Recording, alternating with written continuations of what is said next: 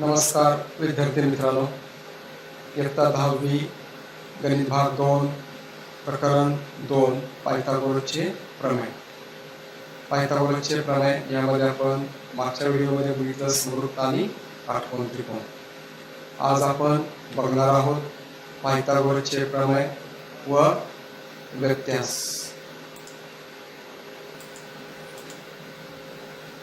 आज आपण बघूया प्रमेय, त्यानंतर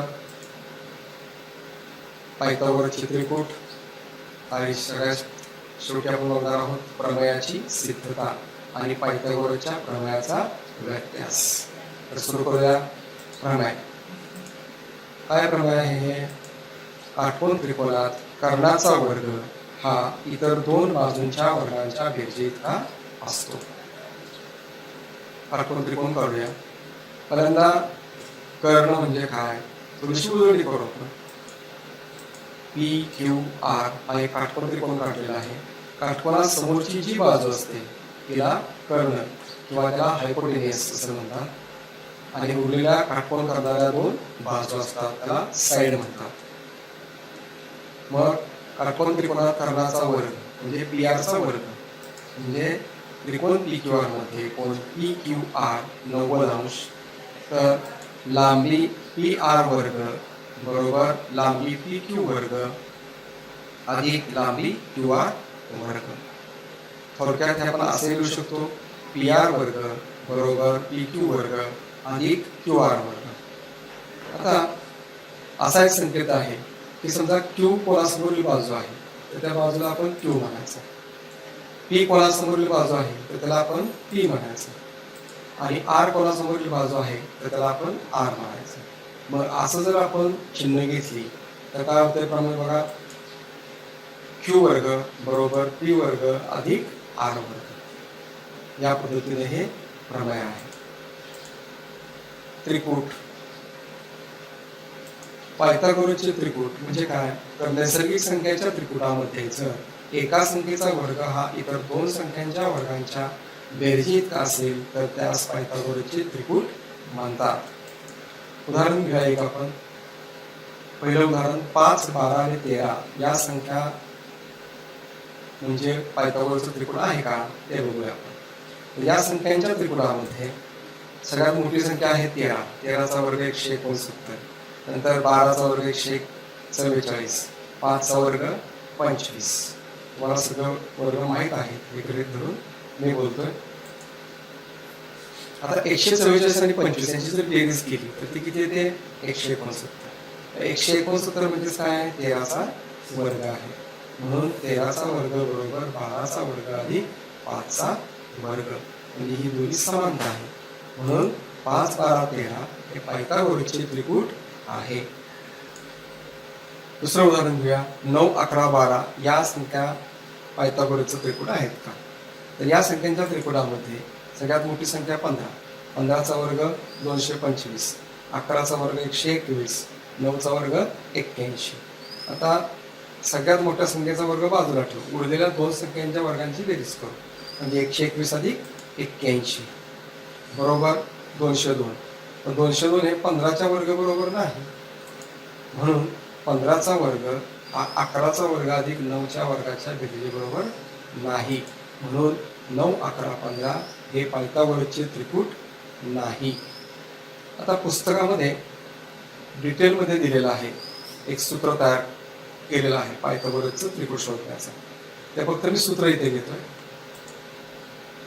ए वर्ग अधिक बी वर्ग, ए वर्ग वजा बी वर्ग आणि 2ab हे त्रिकूट पायथागोरसची वेगवेगळी त्रिकुटे मिळवण्यासाठी सूत्र म्हणून वापरली जातात. याच्यात फक्त एक अट अशी आहे की ए ची किंमत ही बी पेक्षा मोठी असली पाहिजे. कारण जर लहान असेल तर ही वजाबाकी येणार आहे ती ऋण येणार आहे, आणि कुठल्याही बाजूची लांबी ऋण असू शकत नाही. म्हणून ए ची किंमत ही बी पेक्षा मोठी असली पाहिजे. एक उदाहरण घेऊन बघूया आपण. जर ए बरोबर 3 व बी बरोबर 2 घेतल्यास त्याच्यात जर आपण किमती घातल्या ए वर्ग अधिक बी वर्ग, ए ची किंमत आहे तर 3 आणि बी ची किंमत आहे 2. 3 चा वर्ग 9, 2 चा वर्ग 4, 9 4 13. आणि दोन्हींची वजाबाकी केली तर 9 वजा 4 बरोबर 5. आता तिसरं राहिलं 2AB. 2AB मग 2 गुणिले 3 गुणिले 2, 2 गुणिले 3 6 गुणिले 2 12. आता हेच 13 आणि 5 12 इथं आपण घेतलेलं आहे, म्हणून हे पायथागोरसचे त्रिकूट आहे. या पद्धतीने तुम्ही अनेक किमती घेऊन वेगवेगळ्या किमती घेऊन पायथागोरसची त्रिकूट तयार करा. हे शिकल्यानंतर कमीत कमी एक 10 त्रिकूट तुम्ही आपल्या वहीमध्ये तयार करा. पायथागोरसच्या प्रमेयाची सिद्धता. प्रमेय आताच आपण बघितलेला आहे. काटकोन त्रिकोणात कर्णाचा वर्ग हा इतर दोन बाजूंच्या वर्गांच्या बेरजी इतका असतो. पक्ष काटकोन त्रिकोणात एवढाच आपला पक्ष आहे. त्रिकोण ABC मध्ये कोण ABC बरोबर 90 अंश. साध्य काय येतं मग? कर्णाचा वर्ग हा इतर दोन बाजूंच्या वर्गांच्या बेरजी इतका. मग AC वर्ग बरोबर AB वर्ग अधिक BC वर्ग. AC आपण इथं कर्ण घेणार आहोत. आकृती वाढूया. ABC ABC हा 90 अंश असतो. म्हणजे इथं AC हा कर्ण आहे, AB आणि BC ह्या दोन बाजू आहेत. आता एवढ्या आकृतीवरून आपल्याला सिद्धता लिहिता येत नाही, म्हणून आपण रचना करूया. त्यासाठी रचना बिंदू B मधून बाजू AC वर रेख BD हा लंब काढला. काढून घेऊया. जिथं छेदतो त्याला D नाव देऊया. त्यामुळे काय झालं? ABC म्हणजे D हा A आणि C च्या दरम्यान आहे. सिद्धता. आता सिद्धता लिहूया. आपण सुरुवातीलाच बघितलेलं होतं की काटकोन त्रिकोण आणि समरूपता काय संबंध आहे. तर या लंबामुळे दोन काटकोन त्रिकोण तयार होतात आणि मूळचा त्रिकोण. हे तिन्ही त्रिकोण अशा प्रकारे तयार होतात की हे तिन्ही त्रिकोण परस्परांशी समरूप असतात. त्याचाच उपयोग आपण इथं करणार आहोत. कारण इथं आपण पहिल्यांदा समरूपता हे प्रकरण शिकलेलं आहे. तसं बघितलं तर पायथागोरसच्या प्रमेयाची सिद्धता अनेक प्रकारे देता येते, पण ही सिद्धता जी आहे ती सर्वांना समजण्यासारखी आहे. काटकोन त्रिकोण ABC मध्ये रेख BD लंब बाजू AC. हे कशावरून दिलं आपण? तर रचना. म्हणून त्रिकोण ABC समरूप त्रिकोण ADB समरूप त्रिकोण BDC. काटकोन त्रिकोणाची समरूपता.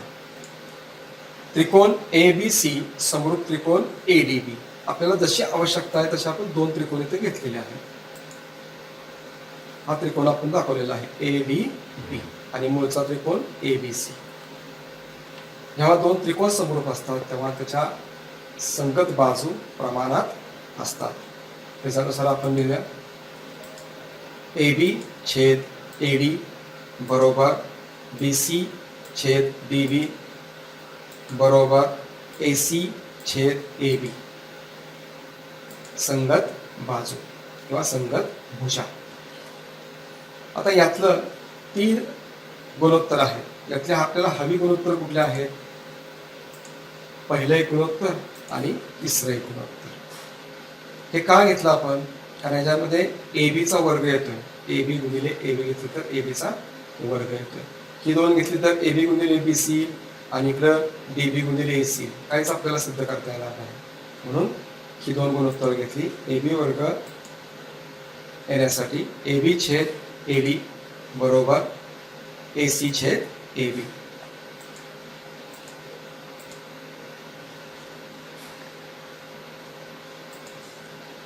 आता तिरकस गुणाकार करूया. AB गुणिले AB वर्ग आणि AC गुणिले AD दुसऱ्या बाजूला लिहूया. याला आपण विधान 1 नाव देऊया. लक्षात आलं? आपण काटकोन त्रिकोणाच्या समरूपतेवर 3 त्रिकोण समरूप दाखवले. इथं त्यातले 2 त्रिकोण घेतले, त्याच्यावरून संगत भुजा लिहिल्या, त्यातल्या 2 जोड्या घेतल्या आणि त्याचा तिरकस गुणाकार करून पहिले विधान लिहिलं. आता दुसरं विधान लिहिलं आपण. तसेच त्रिकोण ABC समरूप त्रिकोण BDC. म्हणजे मगाशी आपण एडीबी घेतला, आता बीडीसी त्रिकोण घेतो, तो मूळ त्रिकोणाशी समरूप आहे. म्हणून एबी छेद बीडी बरोबर बीसी छेद बीसी बरोबर एसी छेद बीसी. इथे आपण 2 घेणार आहे. पण आता इथं वर्ग येत नाही, इथं वर्ग येतोय बघा, बीसी गुणिले बीसी, बीसीचा वर्ग येतोय, म्हणून दुसरा आणि तिसरं. याचं कारण आहे तेच मगाशी आपण दिलं ते संगत भुजा. म्हणून ही 2 गुणोत्तर फक्त आपण खाली लिहूया. बीसी छेद बीसी बरोबर एसी छेद बीसी या पद्धतीने. मग ही लिहिल्यानंतर आता इथे तिरकस गुणाकार करूया. म्हणून बीसी गुणिले बीसी, बीसी वर्ग बरोबर एसी गुणिले बीसी. याला विधान 2 नाव दिलं. आता 1 आणि 2 या दोन्हींची बेरीज करूया. बेरीज का करायचं तर साध्यामध्ये आहे एबी वर्ग अधिक बीसी वर्ग. मग 1 व 2 या 2 विधानांची बेरीज करूया आपण. एबी वर्ग अधिक बीसी वर्ग बरोबर एसी गुणिले एडी अधिक एसी गुणिले बीसी. आता इथं बेरीज करताना सामायिक काय ते बघा, एसी एसी बरोबर एसी सामायिक घेतलं तर कंसात काय राहणार आहे, एडी अधिक बीसी. सामायिक आहे ते आपण बाहेर घेतलं, उरलेलं कंसात घेतलं, एडी अधिक बीसी. पण जरा आकृतीकडे जाऊया आपण. एडी अधिक बीसी बरोबर एसी कसं येतं इथे, ए बी अधिक बी सी. या दोन्हींची बेरीज केली तर काय येते, एसी. का तर बी हा ए आणि सी च्या दरम्यान आहे. पण एसी गुणिले एसी काय होणार आहे, एसीचा वर्ग. म्हणून एबी वर्ग अधिक बीसी वर्ग बरोबर एसी वर्ग. म्हणून एसी वर्ग बरोबर एबी वर्ग अधिक बीसी वर्ग. हे आपलं प्रमेय सिद्ध झालं. सिद्धता घरी सराव करताना वेगवेगळी हे जे लेटर्स आहेत ते वेगवेगळी घ्या आणि सिद्धता 2-3 वेळा लिहून काढा. पाठ सिद्धता अजिबात करू नका, कारण पाठ केलं की विसरण्याची शक्यता असते. पायथागोरसच्या प्रमेयाचा व्यत्यास. एखाद्या त्रिकोणातील एका बाजूचा वर्ग हा इतर 2 बाजूंच्या वर्गांच्या बेरजी इतका असेल तर तो त्रिकोण काटकोन त्रिकोण असतो. म्हणजे पायथागोरसच्या प्रमेयामध्ये जे पक्ष होतं ते इथं साध्य आणि पायथागोरसच्या प्रमेयामध्ये साध्य होतं ते इथं पक्ष. म्हणजे एखाद्या त्रिकोणातील एका बाजूचा वर्ग हा इतर 2 बाजूंच्या वर्गांच्या बेरजी इतका असेल तर तो त्रिकोण काटकोन त्रिकोण असतो. एक आकृती काढूया. हा काय काटकोन त्रिकोण आहे असं माहित नाही, त्याला नाव देऊया ए बी सी. पक्ष लिहूया. त्रिकोण ए बी सी मध्ये एसी वर्ग बरोबर एबी वर्ग अधिक बीसी वर्ग. साध्य. त्रिकोण एबीसी मध्ये कोन एबीसी हा किती अंशाचा असणार आहे, 90. हे आपल्याला सिद्ध करायचे, तरच हा काटकोन त्रिकोण होऊ शकतो. आता एवढ्या देऊन आपल्याला सिद्धता लिहिता येणं शक्य नाही, म्हणून रचना करणं गरजेचे आहे. रचना कशी करायची, की दुसरा एक त्रिकोण काढायचा आहे पी क्यू आर. तो कसा काढायचा आहे, ए बी बरोबर पी क्यू आणि बी सी बरोबर क्यू आर आणि कोन पी क्यू आर बरोबर 90 अंश. त्या 3 अटी घेऊन दुसरा त्रिकोण पी क्यू आर काढायचा आहे. तर आपण आता ह्या अटीनुसार त्रिकोण काढून घेऊया. हा 90 अंश, पी क्यू आणि आर. आता 2 त्रिकोणाची आपण तुलना करणार आहोत. सिद्धता.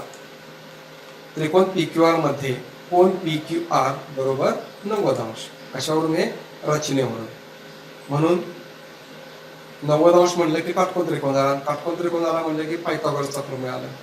म्हणून पी आर वर्ग बरोबर पी क्यू वर्ग अधिक क्यू आर वर्ग, पायथागोरसचे प्रमेय. पण पी क्यू म्हणजेच काय घेतले इथं, ए बी, आणि क्यू आर म्हणजेच काय घेतलेलं आहे, बी सी.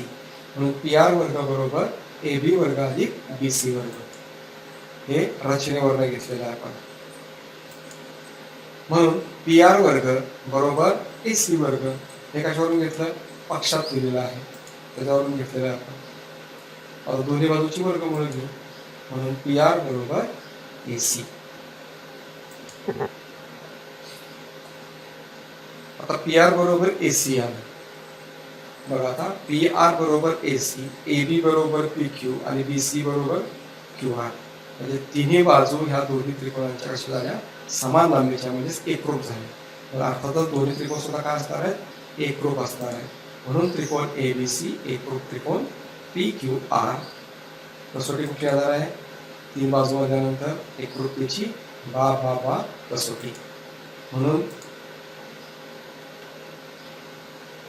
कोण ए बी सी बरोबर कोण पी क्यू आर बरोबर 90 अंश. कारण दोन त्रिकोण एकरूप असते की त्याचे तिन्ही कोण तिन्ही बाजू ह्या एकरूप असतात. आज आपण काय शिकलो, पायथागोरसचे प्रमेय. त्याचं प्रमेय बघितलं, पायथागोरसचं त्रिकोण बघितलं, त्यानंतर प्रमेयाची सिद्धता आणि व्यत्यास. ई गणित वर्ग हा व्हिडिओ आपला जर आवडला असेल तर लाईक करायला विसरू नका आणि सबस्क्राईब करायला जर केलं नसेल तर सबस्क्राईब करायलाही विसरू नका. त्याचबरोबर आपल्या मित्रांना शेअर करायलाही विसरू नका. ई गणित वर्ग. धन्यवाद.